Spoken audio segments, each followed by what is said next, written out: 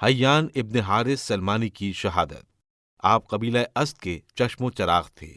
مدینے سے کربلا جاتے ہوئے امام علیہ السلام کے ہمراہ ہوئے اور صبح عاشور حملہ اولیٰ میں امام علیہ السلام کی نصرت کرتے ہوئے شہید ہوئے۔ عمرو ابن عبداللہ جندئی کی شہادت۔ جندہ قبائل ہمدان کی ایک شاخ کا نام تھا۔ آپ کربلا میں شامل لشکر ہوئے اور حملہ اولیٰ میں شہید ہوئے۔ علامہ مجلسی، فاضل اربیلی اور سپہر کاشانی نے اپنی کتابوں میں حملہ اولیٰ کے بجائے میدان کارزار میں شہادت بیان کی ہے۔ زیارت ناہیہ میں آپ پر سلام کیا گیا ہے۔ مجمع ابن عبداللہ عائزی کی شہادت۔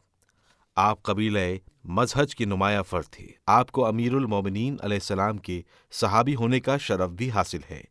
یہ وہی ہیں جنہوں نے امام حسین علیہ السلام کو منزل عزیب الحجانات میں کوفے کے تمام حالات سے آگاہ کیا تھا، اور کوفے جانے والے امام علیہ السلام کے آخری قاصد قیس ابن مسہر کی گرفتاری اور ان کی شہادت سے امام علیہ السلام کو آگاہ کیا تھا۔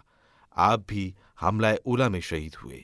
کچھ روایات نے آپ کے ہمراہ آپ کے فرزند عائز ابن مجمع کی شہادت بھی کربلا میں لکھی ہے۔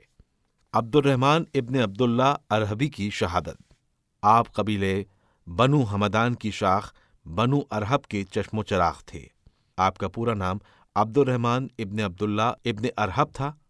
آپ اس دوسرے وفد کے ایک رکن تھے جو کوفے سے خطوط لے کر مکہ گئے تھے، جبکہ آپ کے ہمراہ قیس اور 50 خطوط تھے۔ یہ وفد 12 رمضان کو امام علیہ السلام کی بارگاہ میں پہنچا تھا۔ کچھ مورخین کا کہنا ہے کہ جناب مسلم کے ہمراہ یہی عبد الرحمن، قیس اور عمارہ شامل تھے۔ عبد الرحمن جناب مسلم کو کوفے پہنچا کر واپس امام کی خدمت میں حاضر ہوئے اور عاشور کے دن امام علیہ السلام کے ساتھیوں کے ہمراہ شہید ہوئے۔ حباب ابن حارث کی شہادت۔ علامہ ابن شہر آشوب نے حملہ اولیٰ کے شہداء میں ان کا نام درج کیا ہے۔ ان کے حالات معلوم نہیں۔ ان جانثاروں کی شہادت سے امام مظلوم علیہ السلام کی جماعت اگر بالکل تمام نہ ہوئی تھی تو قریب اختتام پہنچ گئی تھی، کیونکہ آپ علیہ السلام کے انصار میں سے نصف کے قریب تو کام آ ہی چکے تھے۔